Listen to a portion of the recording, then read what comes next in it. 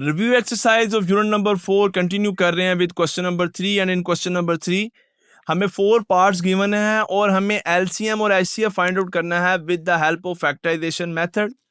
हम previous exercises में LCM और एचसीएफ फाइंड आउट कर चुके हैं with the help of factorization method. बहुत आसान मेथड है।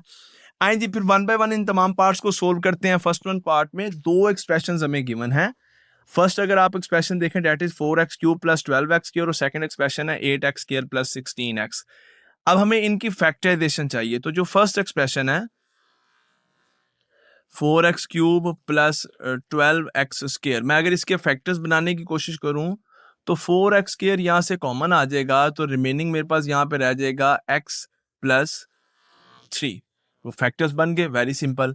अब सेकंड एक्सप्रेशन है जी 8x² प्लस 16x। यहाँ से 8x जो है वो कॉमन ले सकते हैं। 8x अगर हम यहाँ से कॉमन ले लेते हैं तो हमारे पास रिमेनिंग रह गया x प्लस यहाँ पे आ गया जी 2। ओके, तो अब फैक्टर्स हमारे पास अगर आप देखें तो बन चुके हैं। दोनों एक्सप्रेशन के जब फैक्टर्स हमने बना लिए हैं तो अब इन को हम लिखते हैं जी फैक्टराइजेशन की फॉर्म में कि 4x³ प्लस 12x² के फैक्टर्स आए हैं। अब ये है 4x², तो मैं इसको थोड़ा सा आसान कर देता हूं 2 into 2 and x into x obviously, यानी कि चले यहाँ पे कर देते हैं कि 4 जो है ये 2 इंटू 2 है और x जो है ये x इंटू एक्स है और साथ में क्या आ गया x प्लस 3 आ गया। मतलब ये है कि अब क्योंकि आप जानते हैं कि एलसीएम और एचसीएफ के लिए हमें कॉमन फैक्टर्स लेने हैं ना, तो कॉमन फिर अब 4 और 8 में क्या कॉमन है, अगर हम इनको फैक्टर्स की फॉर्म में लिख लेंगे तो हमारे लिए आसानी हो जाएगा। और इसके साथ एक और फैक्टर है x प्लस 3। इसी तरह डियर स्टूडेंट्स हमारे पास 8x² प्लस 16x में कॉमन है जी 8x। 8x को लिख सकते हैं 2 इंटू 2 इंटू 2 इंटू एक्स और एक फैक्टर है जी x प्लस 2। अब ये हमने इनको फैक्टराइजेशन की फॉर्म में लिख दिया। अब इनके कॉमन फैक्टर्स देख लेते हैं। देखें जी, सिंगल टाइम 2 कॉमन है, फिर सिंगल टाइम 2 कॉमन है, फिर सिंगल टाइम x कॉमन है। इसके अलावा कुछ भी कॉमन नहीं है, यानी कि 2 इंटू 2 इंटू एक्स। अब अनकॉमन फैक्टर्स की बात करते हैं, क्योंकि एलसीएम के लिए हमें जस्ट कॉमन फैक्टर्स हो तो एचसीएफ हम फाइंड कर सकते हैं, लेकिन एलसीएम के लिए हमें कॉमन और अनकॉमन दोनों तरह के फैक्टर्स चाहिए। अब कॉमन फैक्टर्स के अलावा बाकी तमाम फैक्टर्स जो हैं वो अनकॉमन है। लाइक x है, फिर 2 है, फिर x प्लस 3 है और फिर x प्लस 2 है। हमने कॉमन और अनकॉमन फैक्टर्स जो हैं वो यहाँ पे लिख दिए। तो जी अगर मैं बात करता हूँ एचसीएफ की, चले यहीं पे मैं बात कर देता हूं जी एचसीएफ क्या है, जस्ट कॉमन फैक्टर्स ये 2 इंटू 2 इंटू एक्स, तो ये इक्वल आ गया 4x के। और अगर अब हम बात करते हैं एलसीएम की, तो एलसीएम हमारे पास होता है जी common factors multiply by uncommon factors. यहां पे आप साथ फैक्टर्स और फैक्टर्स भी लिख लेंगे। तो कॉमन फैक्टर्स तो ये हैं 4x और अनकॉमन हमारे पास ये हैं 2x into x plus 3 into x plus 2।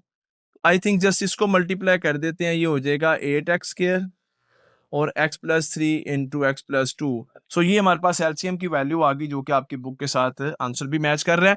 सो जी ये मेथड है कि आप एलसीएम और एचसीएफ गिवन एक्सप्रेशंस का फाइंड कर सकते हैं। फिर सेकंड पार्ट की जानिब चलते हैं जी, और सेकंड पार्ट में दो एक्सप्रेशंस हमें यहाँ पर गिवन है। तो मैं फर्स्ट वन एक्सप्रेशन को लिख रहा हूँ x³ plus 3x² minus 4x।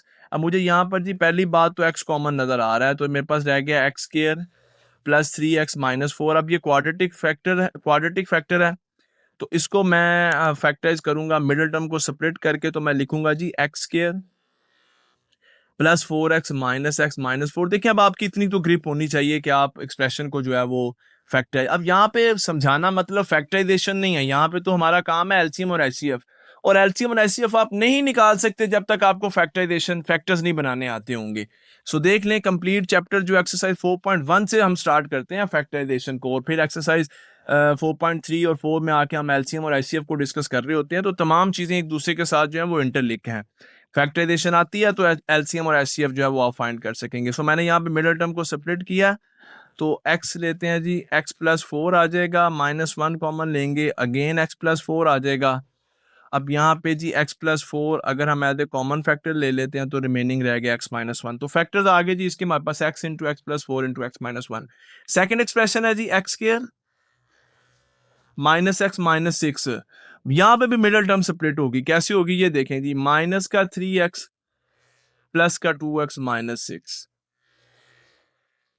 x common लेते हैं जी, x-3 आ गया, प्लस का 2 कॉमन लेंगे, फिर x-3 आ गया यहाँ पे। नाउ x-3 कॉमन ले लेते हैं जी, हमारे पास आ गया x+2 आ गया। इसके भी फैक्टर्स हमने बना लिए, तो अब इनको एक मरतबा हम फैक्टर्स की फॉर्म में लिख देते हैं जी, कि ये हमारे पास फैक्टर्स आ गए हैं। x³ प्लस 3x² -4x के फैक्टर्स आए हैं, x into x+4 into x-1, और सेकंड जो एक्सप्रेशन है x² -x-6, इसके फैक्टर्स आ गए हैं जी x-3 into x+2। Dear students, अगर आपको मिडिल टर्म को स्प्लिट करना नहीं आ रहा, इस एक्सरसाइज में मैं आपको बताता हूँ, एक्सरसाइज 4.1 में बहुत डिटेल में मिडिल टर्म को स्प्लिट करने वाला मेथड डिस्कस किया। फिर उसके बाद डियर स्टूडेंट्स रिव्यू एक्सरसाइज के क्वेश्चन नंबर 2 में भी मिडिल टर्म को स्प्लिट किया। सो आप प्रीवियस जो है वो उन वीडियोस को देख के मिडिल टर्म को स्प्लिट करने वाला मेथड जो है सीख सकते हैं, क्योंकि फैक्टर्स बनाने आते होंगे फिर काम इजी। आप फैक्टर्स बना लिए हैं, अब हम लिखेंगे जी कॉमन फैक्टर्स। तो क्या कुछ कॉमन नजर आ रहा है यहाँ पे आपको? तो मुझे तो यहाँ पे जी कुछ भी कॉमन जो है वो नजर नहीं आ रहा, तो इसका मतलब है कि यहाँ पे एक कॉमन हमारे पास फिर कुछ भी नहीं है। और फिर आगे हम देखते हैं जी अनकॉमन फैक्टर, यानी कि एचसीएफ तो इसका नहीं आ रहा, नील लिख दें। अब ये मैं बात कर रहा हूँ आपकी बुक में जो क्वेश्चन गिवन है उसके अकॉर्डिंग मैं बात कर रहा हूँ। और अनकॉमन फैक्टर्स की अगर हम बात करें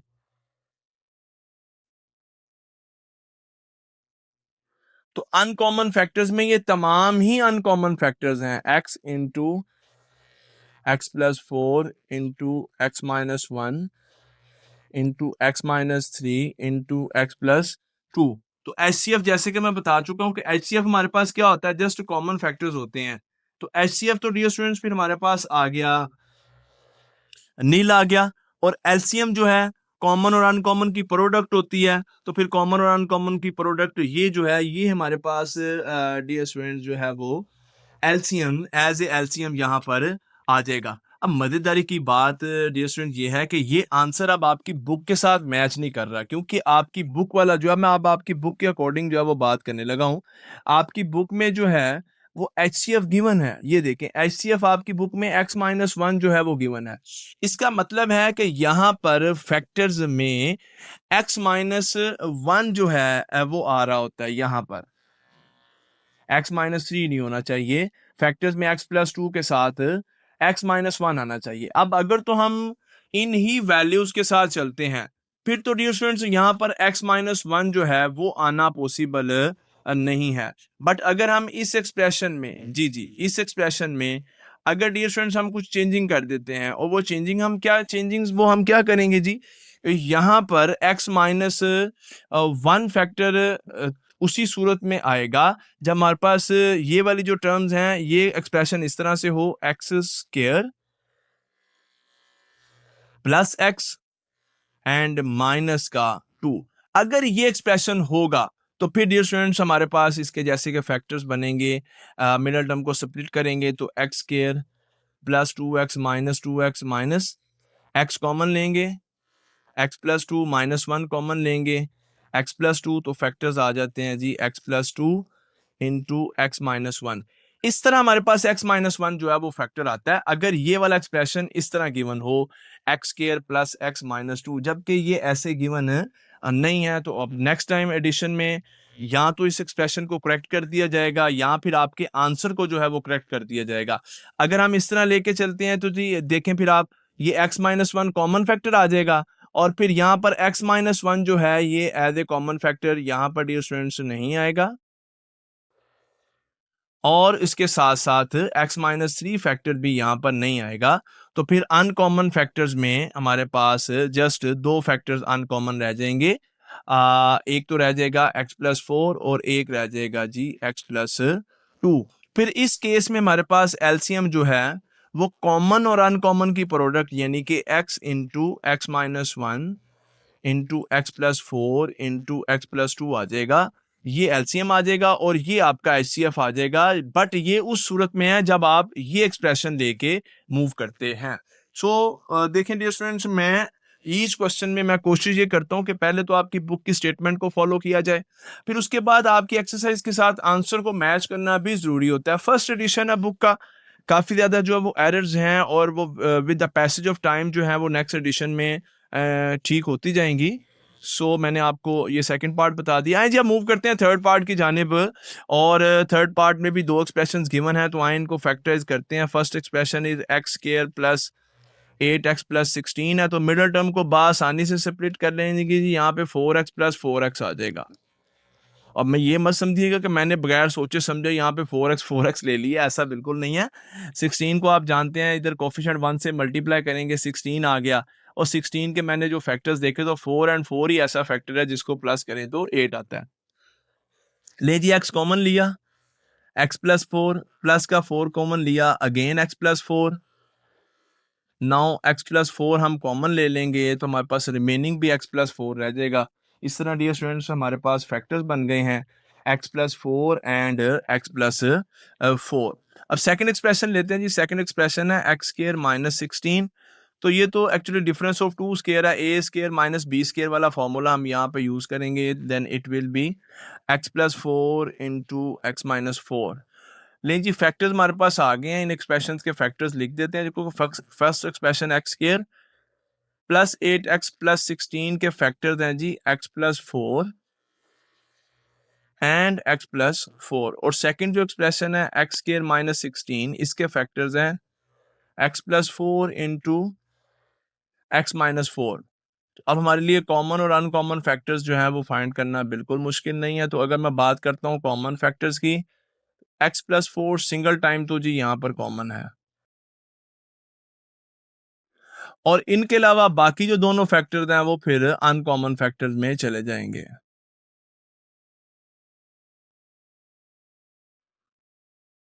x plus 4 and x minus 4। अब अगर आप HCF की बात करेंगे तो जस्ट जो कॉमन फैक्टर्स हैं उनकी प्रोडक्ट वो सिंगल ही फैक्टर है, तो यही HCF है। और अगर अब आप बात करते हैं LCM की, तो LCM में कॉमन और अनकॉमन को मल्टीप्लाई कर देंगे आप, यानी कुछ इस तरह से करेंगे x plus 4 into x plus 4 into X minus 4। अब आप अपनी बुक में देख लीजिएगा, अगर तो उसने इनमें से कुछ लीनियर फैक्टर्स को मल्टीप्लाई किया है देन डियर स्टूडेंट्स फिर आपके पास आप उनको मल्टीप्लाई करके लिख दें। लाइक अगर वो x प्लस 4 और x प्लस 4 को होल स्क्वायर की फॉर्म में लिख देता है ऐसे, देन आप इस फॉर्म में लिख दें, और यही आपके पास एलसीएम जो है वो आ गया। लास्ट पार्ट है क्वेश्चन नंबर 3 का, और इसमें डियर स्टूडेंट्स अगेन दो जो हैं वो हमें एक्सप्रेशंस गिवन है। एक्स क्यूब माइनस 9x, यहाँ से x कॉमन लेते हैं तो एक्स स्क्वायर माइनस 9 रह जाएगा। मैं फैक्टराइजेशन स्टार्ट कर चुका हूँ जी, मैंने x कॉमन लिया। अब x एज इट इज ही है, तो ये तो दो स्क्वायर है, x का स्क्वायर है, ये माइनस 3 का स्क्वायर है, so it is x plus 3 x minus 3। तो फैक्टर्स हम बना चुके हैं। सेकेंड एक्सप्रेशन लेते हैं जी, x square minus 4x plus 3, middle term को स्प्लिट करेंगे, 3 को इधर मल्टीप्लाई किया, 3 आ गया, 3 के दो ही फैक्टर्स बनते हैं 1 इंटू 3, तो मैंने लिख दिया जी x square 1x 3x plus 3, और दोनों के साथ माइनस का साइन डालेंगे, फिर ही माइनस का 4x आ सकता है। x कॉमन लेंगे तो x माइनस 1 आ जाएगा, माइनस का 3 कॉमन लेंगे अगेन x माइनस 1 आ जाएगा। यहाँ पे प्लस है लेकिन इस माइनस की वजह से ये माइनस हो गया। बस ये दो ब्रैकेट सेम आ रही है तो इसका मतलब है मिडिल टर्म को सही स्प्लिट किया। अब ये दोनों ब्रैकेट सेम है तो इनको कॉमन ले लिया x माइनस 1 को, रिमेनिंग रह गया x माइनस 3। तो फैक्टर्स हमारे पास सेकेंड एक्सप्रेशन के भी आ गए हैं। आए जी फैक्टर्स लिखते हैं, कॉमन अनकॉमन फैक्टर फाइंड करते हैं और एलसीएम और एचसीएफ लिख देते हैं जी इन दोनों एक्सप्रेशंस का। सो एक्स क्यूब माइनस 9x के फैक्टर्स हैं x into x plus 3 into X minus 3 और x square minus 4x plus 3 के फैक्टर्स हैं जी x minus 1 into X minus 3। So common factors बताइएगा जी। एक ही फैक्टर है, लिनियर फैक्टर है जो हमें आज कॉमन नजर आ रहा है और वो है x माइनस 1। सो और नो x माइनस 3। सो x माइनस 3 को मैंने एज ए कॉमन फैक्टर ले लिया। और अब बात करते हैं अनकॉमन फैक्टर की। सो ये कॉमन आया x माइनस 3। अब इनके अलावा बाकी तमाम क्या है, अनकॉमन है। x into x plus 3 into X minus 1, it is x minus 1। ये हमने अनकॉमन फैक्टर्स जो है यहाँ पे लिख दिए। अब अगर आप HCF लिखना चाहते हैं, और बिल्कुल हमें HCF यहाँ पे लिखना है, यही क्वेश्चन की रिक्वायरमेंट है, तो जस्ट कॉमन फैक्टर्स की प्रोडक्ट, कॉमन फैक्टर है ये एक, तो यही HCF आ गया। और अगर हम LCM लिखना चाहते हैं, उसके लिए कॉमन और अनकॉमन को मल्टीप्लाई कर देंगे, यानी कि x माइनस 3 को मैं मल्टीप्लाई करने जा रहा हूँ अनकॉमन फैक्टर एक्स प्लस 3 और x माइनस 1 के साथ। ये x माइनस 3 है, ये x प्लस 3 है, ये x तो एज इट इज आ गया, ये x माइनस 1 भी एज इट इज आ गया, ये x माइनस 3 एक्स प्लस 3 है, a minus B into A plus B is equal to A square minus B square, यानी कि x स्केयर माइनस 3 का स्केयर 9। तो ये डियर स्टूडेंट्स हमारे पास एलसीएम की वैल्यू आ गई और इसके साथ क्वेश्चन नंबर 3 जो है ये कंप्लीट हो गया। नेक्स्ट क्वेश्चन नंबर 4 है रिव्यू एक्सरसाइज 4 का। क्वेश्चन नंबर 4 में डियर स्टूडेंट्स हमें स्क्वायर रूट फाइंड आउट करना है, फैक्टराइजेशन मेथड से भी और डिवीजन मेथड से भी, और एक्सप्रेशन ये गिवन है हमें। सो बोथ मेथड्स हम ऑलरेडी प्रीवियस एक्सरसाइजेज में यूज कर चुके हैं, उन्हीं मेथड्स को यहाँ पे यूज करेंगे। एक्सप्रेशन यहाँ पर गिवन है जी 16x raise to power 4, actually यहाँ पर x रेज टू पावर 4 है, this is my mistake. Okay, 16x raise to power 4 है जी, प्लस 8x स्क्वायर प्लस 1। अब अगर हमें स्क्वायर रूट फाइंड करना है डियर स्टूडेंट्स, या तो अब यहाँ पे मिडिल टर्म को सेपरेट करने वाला मेथड है, तब भी फैक्टर्स बन जाएंगे।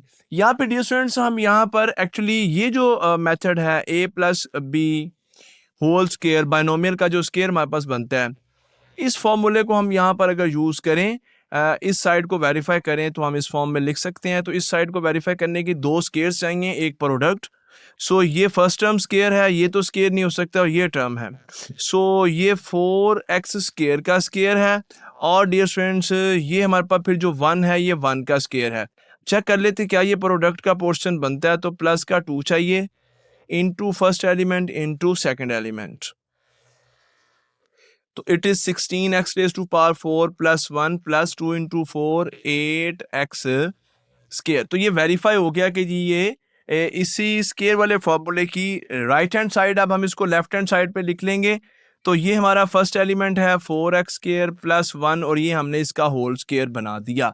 इसका मतलब ये है कि ये जो एक्सप्रेशन हमें गिवन है 16x raise to power 4 plus 8x square plus 1, इसके फैक्टर्स आ गए हैं जी 4x स्केयर प्लस 1 का होल स्केयर। और अब हम लिखेंगे जी taking square root on both sides.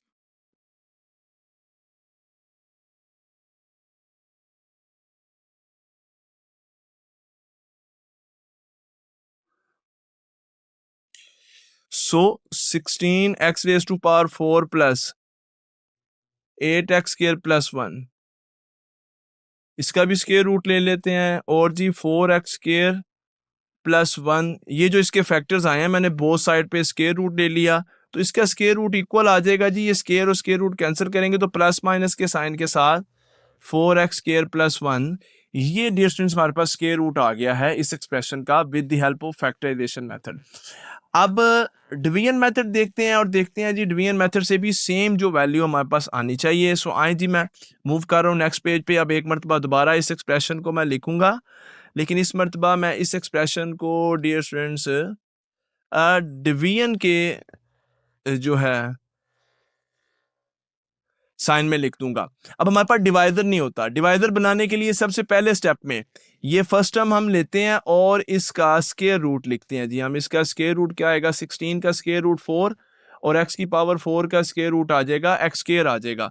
तो ये स्क्वायर रूट जो हमारे पास आता है उसको हम डिवाइजर में भी लिख देते हैं और क्वेश्चन में भी लिख देते हैं।